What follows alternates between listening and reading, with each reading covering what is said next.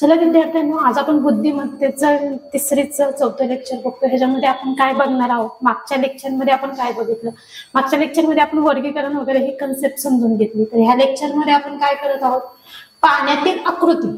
कुठल्या आकृती आहेत? पाण्यातील. आता पाण्यातील आकृती कशी आहे किंवा काय आहे ह्याच्याविषयी काय करणार आहोत? आपण माहिती घेणार आहोत.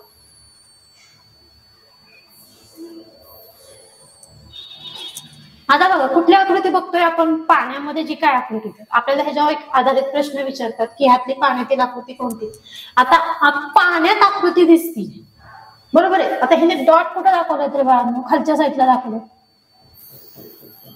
म्हणजे ही आकृती जी आहे ती तुम्ही कशात बघणार आहे? पाण्यात बघणार. ओके, पाण्यामध्ये बघता म्हणजे तुम्ही जरी असं उभं राहिलं तर पाण्यामध्ये कोण बघताना असं बघता, बरोबर. त्याच प्रकारची आकृती आहे ही. आकृती आहे. आता ही पाण्यामध्ये कशी दिसते? आता पाण्यामध्ये ही अशी दिसणार आहे का? अशा प्रकारे उलटी सुट्टी दिसणार आहे का? नाही. तर जी आकृती आहे तशीच प्रकारची आकृती काय दिसणार आहे? पाण्यामध्ये दिसणार. आता हे जे आहे ते सेम असंच दिसणार आहे आकृतीचं. मग किती नंबरची आकृती आली? 1 नंबरची आकृती आली. आता बघा, पाणी खाली आहे, बरोबर आहे. पाणी कुठे आहे? खाली आहे. म्हणजे हे वरचं टोक कुठे दिसणार आपल्याला? त्रिकोणाचं खाली दिसणार, बरोबर. कुठे दिसणार? खाली दिसणार. मग ही जी आकृती आहे ती बरोबर आहे का? नाही. ही पण आकृती आहे. आता हे त्रिकोणाचं टोन कुठे आहे? बघा, इकडच्या साईडला आहे. बरं, तरी दिसेल का? कारण ती आरशातली प्रतिमा आहे का? नाही. दुसरी पाण्यातील आकृती बघतोय म्हणजे वरचं टोक कुठे दिसणार आहे आपल्याला? खाली दिसणार आहे. वरचं टोक कुठे दिसणार आहे? खाली दिसणार आहे, बरोबर का नाही? मग हे जर टोक खाली दिसणार आहे म्हणजे हे टोक कुठे येणार आहे? खाली येणार आहे. ओके, हे टोक कुठे येणार आहे? खाली येणार आहे. म्हणजे ही आकृती होईल का? नाही. ही आकृती नाही. ही आकृती होईल का? नाही. तर ही बरोबर आहे. वरचं टोक कुठे दिसतंय? खाली दिसतंय. म्हणजे आकृती किती नंबरची बरोबर आहे? तर 4 नंबरची आकृती काय आहे? पाण्यातील, बरोबर. आता बघा, ही आकृती, हे टोक कुठे दिसणार आपल्याला? पाण्यामध्ये बघतोय आपण. पाणी खाली आहे. हे टोक कुठे दिसणार? बरोबर खाली दिसणार, आहे का नाही? अशी दिसेल का अशा प्रकारची आकृती? नाही. अशा प्रकारची नाही. अशा प्रकारची नाही. तर 3 नंबरची आकृती आपल्याला पाण्यामध्ये दिसते. आता पाण्यामध्ये आकृती दिसते म्हणजे काय होतं रे बाळांनो? जे काय आकृती आहे त्याचं वरचं टोक कुठं दिसणार आहे? खाली दिसणार आहे, बरोबर नाही? हे आपण पाण्यामध्ये कन्सिडर करतो.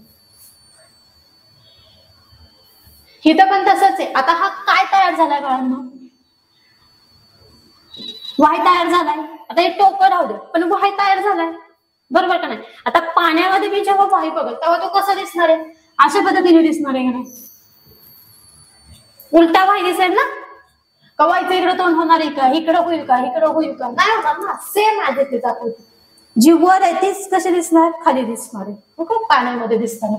आता हे झेड आहे, हे झेड असंच दिसणार, बरोबर आहे. पण हे टोक आणि ह्या टोकामध्ये काहीतरी फरक पडेल का? आकृतीमध्ये पडेल ना. जे खालचं टोक आहे ते कुठे दिसणार आहे आपल्याला? वर. आणि वरचं टोक आहे ते कुठे दिसणार आहे? खाली दिसणार आहे. पाण्यामध्ये बघतोय ना आपण. मग ही होईल का? ही. तर किती नंबरची आकृती बरोबर होईल? 2 नंबरची आकृती बरोबर होईल.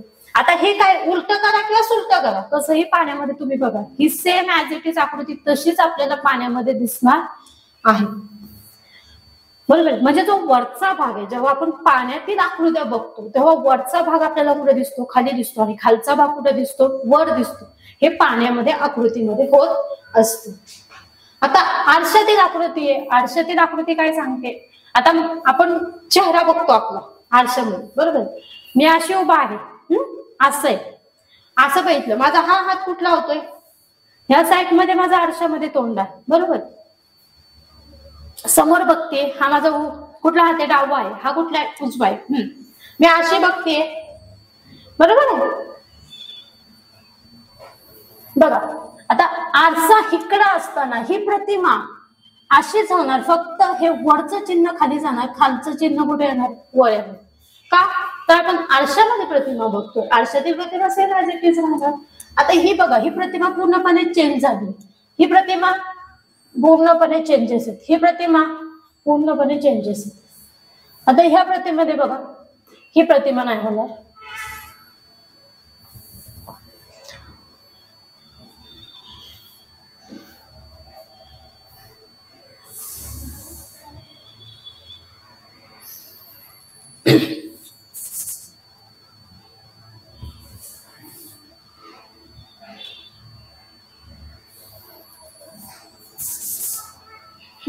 आता मी कुठली प्रतिमा बघते? आरशामध्ये प्रतिमा बघते, बरोबर का नाही? म्हणजे ही जर माझी आकृती असेल तर ही अशी दिसेल, बरोबर का नाही? कशी दिसणार आहे? अशी दिसणार आहे. मग माझी किती नंबरची आकृती बरोबर आहे? म्हणजे माझं हे टोक कुठे जाईल? आता इथे जाईल. ही आकृती मी अशी बघणार आहे, बरोबर आहे? ही आकृती मी कशी बघणार आहे? अशी बघणार आहे. ही अशी आकृती आहे, ही आरशामध्ये कशी होणार? अशी होणार, बरोबर? मग कुठे बरोबर आकृती होईल? फर्स्ट बरोबर होईल का? नाही. हे वरचं टोक आहे, हे खाली येणार आहे, म्हणजे इथे येणार आहे. आणि हे कुठे जाणार आहे? इकडे जाणार आहे, बरोबर? ही नंबरची आकृती काय होईल? आरशामध्ये तयार होईल. पुढे हा एरो असा आहे, बरोबर आहे? मग आरशामध्ये कसं दिसेल आपल्याला? कुठल्या दिशेला त्याचं तोंड आहे? इकडच्या दिशेला आहे. मग मला आकृतीमध्ये कसं दिसणार आहे तोंड? आता ह्या दिशेला, ह्या दिशेला अशी दिसेल का मला आकृती आरशामध्ये? नाही दिसणार. आता वर चालली, इकडे चालली, इकडे चालली, कुठल्या साईडला चालली? आरशामध्ये बघते म्हणजे हे तोंड इकडं होणार, बरोबर आहे? म्हणजे कुठल्या नंबरची आकृती बरोबर आली? 2 नंबरची आकृती बरोबर आली. हे असं आहे. आता मी मिरर मध्ये असं बघतीये, बरोबर आहे? म्हणजे मी हे जर इकडं कटिंग करून बघते म्हणजे हे कसं होणार आहे? असं होणार आहे. हे 3 आकृत्या येतील का? नाही आले.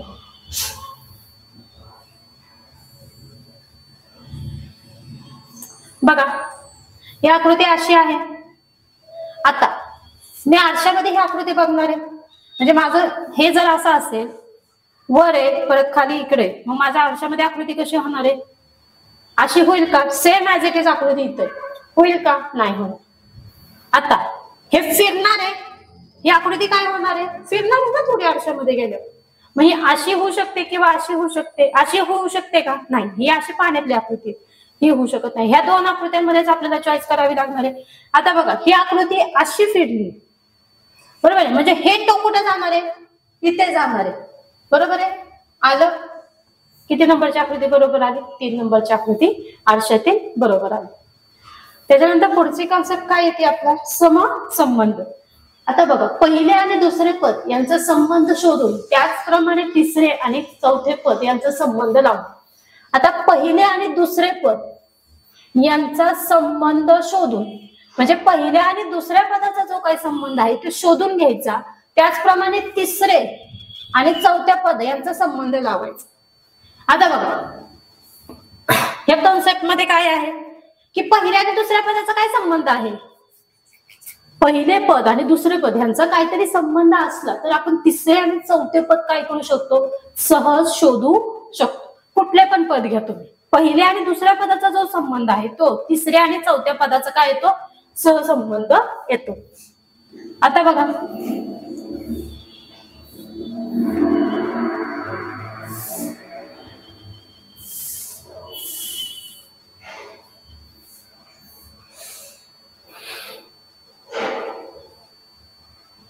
हा सूर्य गरम, बर्फ. आता सूर्य जो काय असेल तो गरम असणार आहे, बरोबर आहे? उष्णतेचा गोळा आहे सूर्य, बरोबर आहे? सूर्य कसा आहे? उष्णतेचा गोळा आहे. मग बर्फ कसा येणार माझा? थंड येणार, बरोबर आहे ना? फ्रीज मध्ये तुम्ही बर्फ करायला ठेवता म्हणजेच काय करता? त्याला थंड करता. सूर्य कसा आहे? गरम आहे. आधीचा गोळा म्हणतो आपण सूर्याला, गरम आहे. तर बर्फ कसा येणार मग माझा? थंड येणार. गाय काय करते? दूध देते. मेंढी काय देते? दूध देते, अन्न देते, पाणी देते की लोकर देते? काय देते? तर लोकर देते, बरोबर आहे? लोकरीपासून आपण कपडे बनवतो थंडीसाठी. मग दूध का मेंढी काय देते आपल्याला? लोकर देते.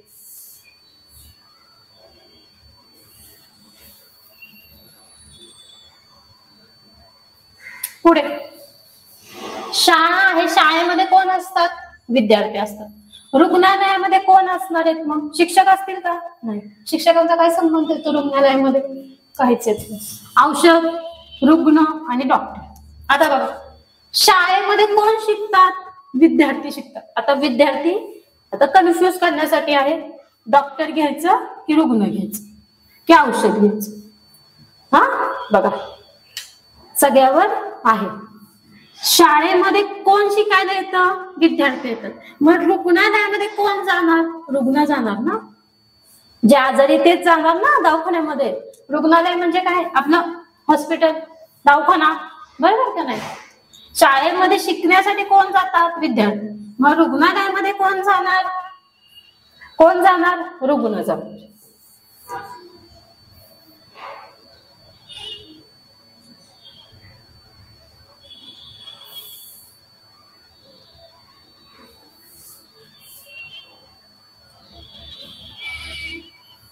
आता इथे बघा, कान काय करतोय? ऐकणे. माझा कान काय काम करतो? ऐकण्याचं काम करतो. कान काय करतो? ऐकण्याचं काम करतो. डोळे, आता हे डोळे आहेत माझं, हे काय करतात? बघण्याचं काम करतात, बरोबर आहे. मग खाणंही काम करतो, चालण्याचं काम करतो डोळा, बोलण्याचं काम करतो नाही, तर बघण्याचं काम कोण करतंय? डोळा करतोय. म्हणजे कान जर माझं ऐकत असेल तर डोळे काय काम करतात? बघण्याचं काम करतात. आता पेन्सिलने मी लिहिते, तर सुरीने मी काय करणार आहे? पेन्सिल आपण, आता माझ्याकडे पेन आहे, पेनाचा वापर मी कशासाठी करते? राईट करण्यासाठी, बरोबर आहे.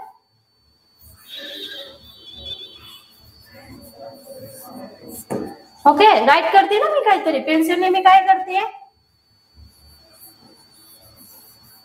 राईट करते ना मी काहीतरी, बरोबर. तर पेनाने, आता पेन्सिलने जर मी लिहिण्याचं काम करते, म्हणजे लिहिते ना मी काहीतरी,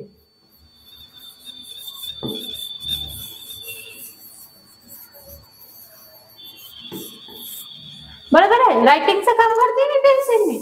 तर मग माझी सुरी काय काम करणार आहे? काय करणार आहे माझी सुरी? काम कट करायचं काम करणार आहे. म्हणजे काय करते? काप. सुरी काय करते? कापण्याचं काम कोण करतंय? माझी सुरी करते. जर पेन्सिल लिहिण्याचं काम करतोय, म्हणजे पहिल्याचा आणि दुसऱ्याचा जो संबंध आहे तोच तिसऱ्याचा आणि चौथ्याचा संबंध आला पाहिजे. बघा, पहिल्याचा आणि दुसऱ्याचा जो संबंध आहे तोच कोणाचा पाहिजे? तिसऱ्याचा आणि चौथ्याचा संबंध लावता आला पाहिजे.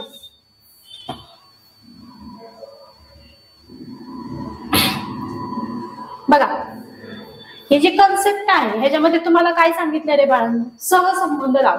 खूप सोपं आहे, पेपरमध्ये खूप इझिली येतं आपल्याला हे. आणि कसं असतं, विद्यार्थी थोडासा गोंधळ करतात.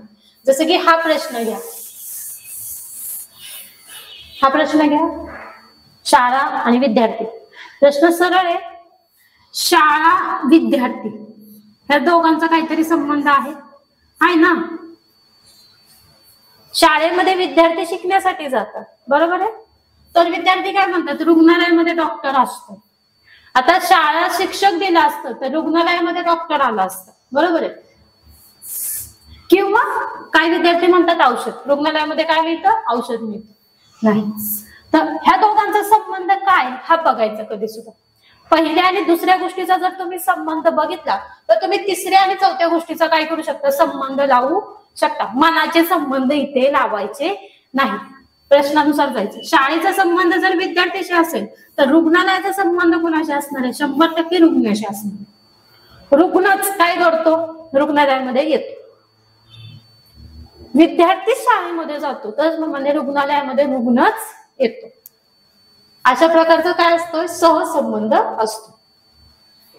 पुढे आता सहसंबंध आकृत्यांचा पण पाहिजे. पहिल्या आणि दुसऱ्या आकृतीचा जो संबंध आहे तो तिसऱ्या आणि चौथ्या आकृतीचा लावायचा, वेगळा सहसंबंध लावायचा नाही. म्हणजे पहिल्या आकृतीचा दुसऱ्या आकृतीचा जो संबंध आहे तो तिसऱ्या आणि चौथ्या आकृतीचा लावायचा. बघा, आता हिथं रेषा कशा झालेल्या आहेत? आडव्या. आडव्याच्या कुठे झाल्या? उभ्या झाल्या, बरोबर. ह्यांनी ह्याचं काय केलं? माझ्या सरळ रेषा होत्या, सरळ होत्या, पुढच्या आकृतीमध्ये कशा केल्या? उभ्या केल्या. म्हणजे पहिल्या आकृतीचा दुसऱ्या आकृतीशी संबंध लावला. पहिल्या आकृतीमध्ये माझ्या आडव्या रेषा आहेत, परतच्या आकृतीमध्ये माझ्या रेषा कशा आहेत? समोर आहेत, सरळ आहेत. आता हे बाण असे दिलेले आहेत, बरोबर आहे. असे टोकं बघू नका, फक्त बाण बघा कसा आहे? आडवा आहे, पहिल्या आकृतीसारखा आहे. मग दुसऱ्या आकृती माझी कशी असणार आहे? ऑटोमॅटिकली सरळ असणार. मग माझं उत्तर काय यायला पाहिजे? आता इथं पण आकृती आहे, तर बघा देताना बाणाला किती टोक आहे? बाणाला एकच टोक आहे, 2 टोक आहेत. ही आकृती घेतली जाणार नाही. आकृती निरीक्षण व्यवस्थित प्रकारे करायचं आहे. जे पहिल्या आकृतीचा संबंध दुसऱ्या आकृतीशी लावलाय तोच तिसऱ्या आणि चौथ्याशी लावायचा. समसंबंध सांगितलाय म्हणजे पहिल्या दोन सांगतानाच पहिल्या स्टार्टिंगला मी सहसंबंध सांगताना सांगितले पहिल्या दोन आकृतीचा जो संबंध आहे तो तिसऱ्या आणि चौथ्या आकृतीचा आहे वेगळा संबंध लावायचा नाही. पुढे दोन डोळे दोन्ही डोळे भरलेले आहेत इथं पण म्हणजे वर्तुळ आहे वर्तुळामध्ये दोन छोटे वर्तुळ आहेत ते पण काय भरीव आहे. तर शेजारच्या आकृतीमध्ये वर्तुळ आहे वर्तुळामध्ये दोन छोटे वर्तुळ आहेत ते मोकळे आहेत त्याच्यामध्ये कोणत्याही प्रकारचा कलर केलेला नाही ब्लॅक केलेले नाही. शेजारच्या आकृतीमध्ये वर्तुळच आहे पण आतमध्ये दोन काय आहेत छोटे चौकोन आहेत. आता मग ही जी आकृती येणार आहे ह्याच्यामध्ये कसं असणार आहे सेम दोन भरीव आहेत दोन मोकळे. मग इथं दोन भरीव येणार का नाही गोलाचा काहीही संबंध या आकृतीमध्ये येणार नाही. पहिला संबंध दुसऱ्या आकृतीशी लावला तिसरी आकृती आतमध्ये चौकोन आहे ह्याच हिशोबाने पण ह्या दोघांमधली एक घ्यावी लागेल. हा येणार आहे का नाही एक भरीव एक पोकळ नाही तर एक नंबरची आकृती येणार आहे कारण की पहिल्या आकृतीमध्ये काय सांगितलंय दोन्हीही वर्तुळ कसे आहेत पूर्ण आहेत भरलेले आहेत. दुसऱ्या आकृतीमध्ये ते कसे आहेत मोकळे आहेत. तिसऱ्या आकृतीमध्ये कसे झाले ते भरीव झाले आणि चौथ्या आकृतीमध्ये कसे होणार आहेत पुन्हा ते मोकळे होणार. आता हा जो त्रिकोण आहे ह्याचं वरचं टोक कुठे आलं आता खाली. आता ह्याचं वरचं टोक कुठे गेलं वर मग ह्याचं वरचं टोक कुठे येणार ऑटोमॅटिकली खाली. इकडच्या साईडला जाईल का इकडे जाईल का इकडे जाईल नाही सरळ आहे तीच आकृती राहील का नाही. हा एक ह्याचा उलटा केलाय मग ह्याचा पण मी काय करणार उलटा करणार सरळ आकृती ठेवणार नाही. पुन्हा पुढचा प्रश्न बघा वर्तुळामध्ये ह्या साईडला दोन गोल आहेत सेम तशीच आकृती ठेवली चेंजेस काहीही केलेले नाही. तीच आकृती शेजारच्या आकृतीशी सहसंबंध दाखवलेला म्हणजे हे दोन आहेत हे दोन आहेत. ह्या आकृतीमध्ये कसं केलंय दोन स्टार आहेत मग ह्या आकृतीमध्ये काय होणार आहे चेंजेस काय होणार आहेत का मला सांगा म्हणजे इकडचे तिकडे होणार आहे का नाही इकडचे तिकडे होणार आहे वर खाली होणार आहे नाही. याचा पण काय संबंध येणार आहे हाय तीच आकृती हाय तशीच इथे राहणार आहे. पुढे आयत आहे आयतामध्ये त्रिकोण आहे पण मोकळा आहे. पुढच्या ह्याच्यामध्ये तेच त्रिकोण आहे पण भरीव आहे. आयतामध्ये वर्तुळ आहे मोकळ आहे पण आता हे कसं असणार आहे भरीव असणार आहे. सहसंबंध सांगितलाय काय सांगितलंय त्यांनी आपल्याला ठेवायला सहसंबंध म्हणजे पहिल्या दोन आकृत्या ज्याप्रमाणे आहेत त्याचप्रमाणे तिसरी आणि चौथी आकृतीचा संबंध लावायचा. सहसंबंध ओळखणे संख्या पहिले आणि दुसरे पद यांचा संबंध शोधून त्याचप्रमाणे तिसरे आणि चौथे पद यांचा संबंध लावायचा. आता त्यांनी सांगितले त्याप्रमाणेच करू.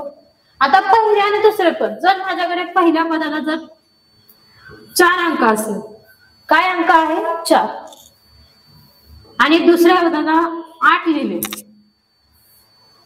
बरोबर. पहिल्या पदाला किती लिहिले मी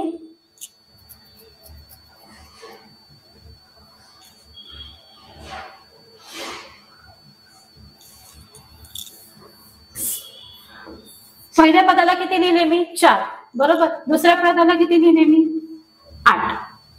पहिल्याला माझा संबंध 4 आणि 8 चा लावलेला बरोबर आहे.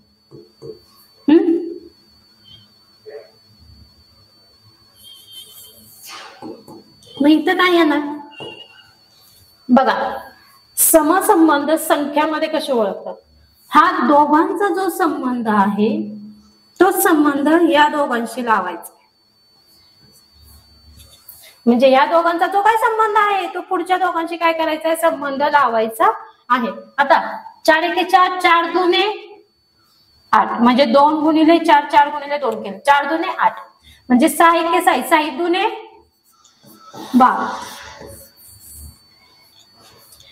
4 च्या पाड्यामध्ये 8 आहेत किती स्थानावर आहेत दुसरे 4 एके 4 4 दुने 8.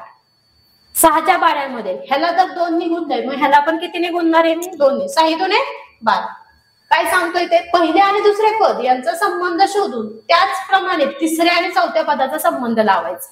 मी पहिल्या 2 पदाचा संबंध सोडला तोच शोधून काढला आणि तोच मी शेवटच्या 2 पदांचा तिसऱ्या आणि चौथ्या पदाचा काय लावलेला आहे संबंध लावलेला आहे. पुढे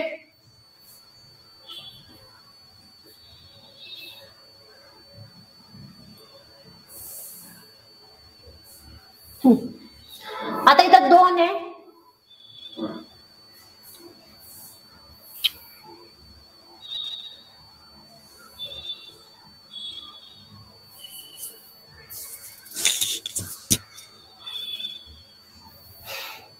इथं 2 आहे, इथे 4 आहे, इथे 3 आहे.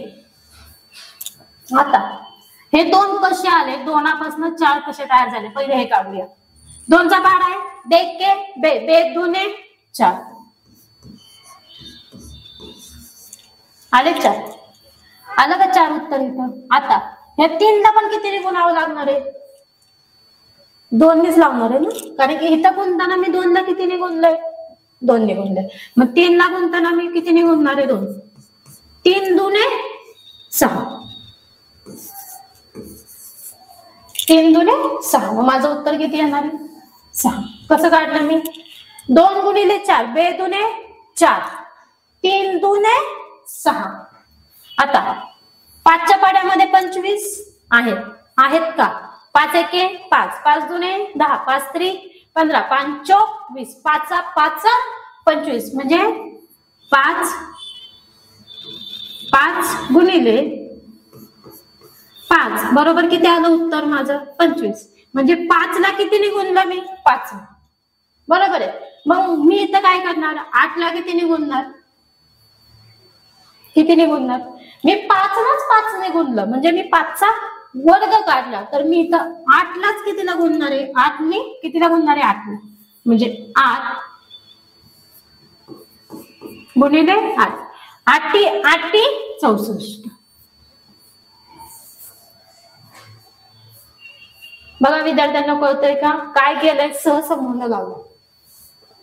बे 2 4 बरोबर, इथं 4 उत्तर आलं. कारण की 2 गुणिले 2 केलं तर माझं उत्तर किती येतोय, 4. पण मी तो वर्ग केलेला आहे का, तर नाही. बघा मी कन्सेप्ट क्लिअर करते, मी इथं वर्ग केलेला नाही. दुसऱ्या कन्सेप्ट मध्ये मी काय केलंय बघा, कारण की मी 2ला 2ने गुणलं तेव्हा माझं उत्तर 4 आलं. मग 3ला मी कितीने गुणणार, 2नेच गुणणार. इथं उत्तर 9 पण आहे. लक्षात ठेवा, मी इथं वर्ग केलेला नाही, वर्ग करायचा नाही. पुढे 5 गुणिले 5, 5 5 25, इथं 5चा वर्ग आहे. 5ला कितीने गुणलंय मी, 5नीच गुणले. आता 8ला मी 5ला गुणणार आहे का, नाही. इथं करताना त्यांनी काय केलंय की 5 गुणिले 5 केले, म्हणजे त्याच संख्येने काय केलंय, गुणलंय. तेव्हा आपण काय करतो, वर्ग असे म्हणतो. म्हणून मला इथं कितीचा वर्ग काढावा लागणार आहे, 8चा. 8 गुणिले 8, 8 × 64.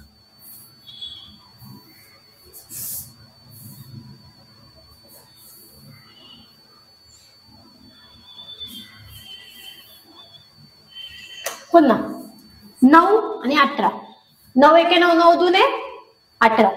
बघा 9 1 9, 9 2 18. तसंच आता कितीने गुणणार मी, 2. मग ह्याला पण कितीने गुणणार मी, 7ला 2. 7 2 14. आहेत का 14, आहेत. मी सहसंबंध लावलाय संख्या ज्ञानामध्ये. कुणाचा लावलाय, पहिल्याचा आणि दुसऱ्या, या दोघांचा जो संबंध आहे तो मी तिसऱ्या आणि चौथ्या संख्येशी काय लावते, संबंध लावते, सहसंबंध लावायचा प्रयत्न करते. पुढे बघा, चौथं गणित घ्या. 6 36, 4 किती. आता इथं बघा विद्यार्थ्यांनी,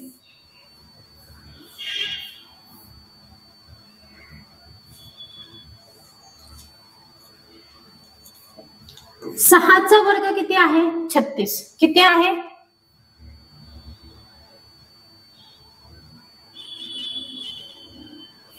बघा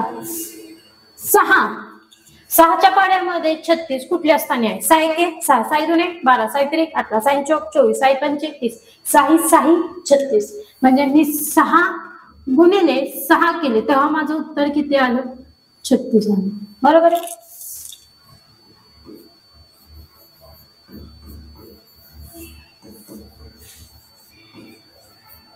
म्हणजे त्याच संख्येला मी त्याच संख्येने काय केलेलं, गुणलेलं आहे किंवा हे केलेलं आहे. 6 6 36. मग मी इथे 4च्या कन्सेप्ट मध्ये पण काय वापरणार, तेच वापरणार ना.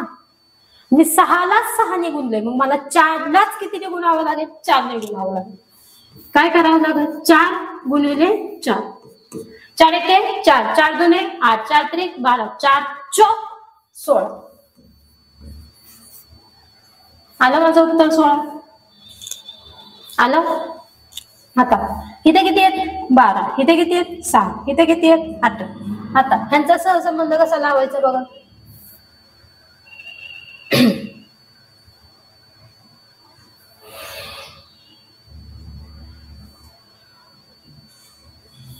बारा 6 18. आता बघा देताना संख्या कशा दिल्यात ते. 6 एके 6, 6 दुने 12.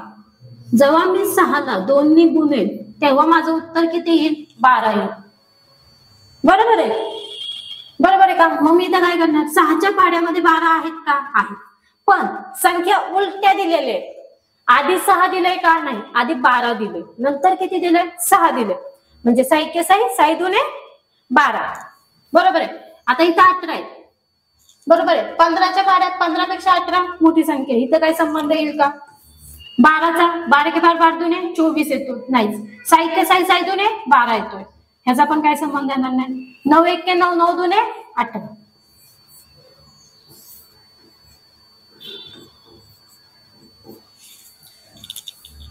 बरोबर आहे. कसं काढलं? 6 आणि 12. 6च्या पाड्यामध्ये 12 आहेत. कितव्या स्थानी? दुसऱ्या स्थानी. 6 एके 6, 6 दुने 12. किंवा मी काय करेन? 12 आहेत. 12 आहेत. 12 कोणाकोणाच्या पाड्यामध्ये येतात? 2च्या पाड्यामध्ये 12. 1 के 2, 2 4, 2 6, 2 4 8, 2 5 10, 2 12 आहेत. 3च्या पाड्यामध्ये 4 त्रिक 12 आहेत. आता 3चा आणि 4चा काही संबंध लागतोय का? नाही लागत. 6चा पाडा 6 एके 6, 6 दुने 12. 2 स्थाने. इथं 6 दिलंय त्यांनी. बरोबर आहे. म्हणजे 6च्या पाड्यामध्ये पहिल्यांदा 12 ही संख्या आहे का नाही मी बघितली तर आहे. कितव्या स्थानी? दुसऱ्या स्थानी. 6 गुणिले 2 केलं की माझं उत्तर किती येतंय? 12. किंवा 6च्या निम्म केलं तरी माझं उत्तर किती येतंय? 12. इथं तसंच केलं. आता 15चा 12चा आणि 6चा काय संबंध येतोय 18 साठी? नाहीये. 9ची दुप्पट केली तर 18 येते आणि 18ला निम्म केलं तर उत्तर किती येतंय माझं? 9 येतं. हा झाला पहिल्या आणि दुसऱ्या संख्येचा जो संबंध आहे तो काय केला इथे ओळखला आहे. आता बघा समान पद ओळखणे. आता हा जो टॉपिक आहे ह्याच्यामध्ये समान पद ओळखायचंय. तुम्हाला जी आकृती पहिली दिली त्याच्या सारखीच आकृती काय करायची? प्रश्नामधनं काय करायची आहे? शोधून काढायची आहे. तुम्हाला ऑलरेडी देताना त्यांनी एक आकृती दिलेली आहे. तीच आकृती काय करायची आहे? तुम्हाला शोधून काढायची आहे. आता बघा तुम्हाला ही आकृती त्यांनी दिलेली. स्टार दिलं, स्टारच्या मध्ये पुन्हा एक छोटासा गोल दिला, त्याला पुन्हा स्टार स्टार स्टार सारखं केलं आणि हे सगळं पोकळ भरीव काही नाही. आता ही स्टार मॅच होतोय का? नाही. भरीव आहे का? नाही. हे आहे का? नाही. हे आहे. आता मी कसं काढलं? ह्यांनी सांगतानाच सांगितलंय तंतोतंत तुम्हाला जी प्रश्नामध्ये आकृती दिली आहे त्याच्या सारखीच आकृती तंतोतंत जुळणारी आकृती काय करायची? तुम्हाला या ऑप्शन मधून शोधून काढायची आहे. वेगळी आकृती शोधायची नाही. जी आकृती सांगितली तीच आकृती समान, म्हणून तर नाव आहे समान पद. समान तंतोतंत जुळणारी आकृती सांगितली. सेम त्याच्यासारखीच दिसणारी प्रतिमा शोधायची, वेगळी प्रतिमा शोधायची नाही. हे हातचे मार्क असतात बुद्धिमत्तेमध्ये. आता हे 2 गोळ आहेत. वर्तुळ आहे. स्माइली चेहरा आहे. स्माइली चेहरा कुठे कुठे? हे आहे का? ह्याच्यावरती काय आहे का? कानाला काय आहे का? नाही. 3 नंबरची आकृती त्याच्याशी तंतोतंत जुळती. पुन्हा इथं पण वर्तुळ सेम तसं same same same same same same आकृती पाहिजे. आता हे असं क्रॉस वगैरे काय आहे का? काहीच नाही. 4 नंबरची आकृती सेम तशीच आकृती काय करायची आहे? तुम्हाला शोधायची आहे.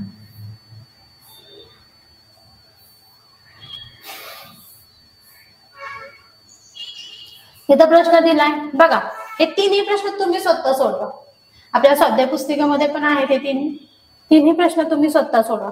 काय करायचं तर त्याच्यासारखी समान पद असणारी आकृती काय करायची आहे? तुम्हाला शोधून काढायची आहे. बघा पाण्यातील प्रतिमा असेल, आरशातील. पाण्यातील प्रतिमा म्हणजे काय असते? वरची बाजू कुठे दिसते? खाली दिसते. आरशातील प्रतिमेमध्ये काय असतं? थोडस उलट दिसत. एवढाच फरक होतो. त्याच्यानंतर समान सहसंबंध लावायचा आहे, म्हणजे पहिल्या आणि दुसऱ्या जो संबंध आहे तो तिसऱ्या आणि चौथ्या घटकाशी आला पाहिजे, वेगळा संबंध लावायचा नाही. पहिल्या दोन घटकाशी कुठला संबंध जुळतोय, संख्येशी असेल, तुम्हाला जे काय विचारलं असेल त्याचा, तोच संबंध कुणाचा लावायचा आहे, तिसऱ्या आणि चौथ्या घटकाशी लावायचा आहे, वेगळा संबंध लावत बसायचं नाही.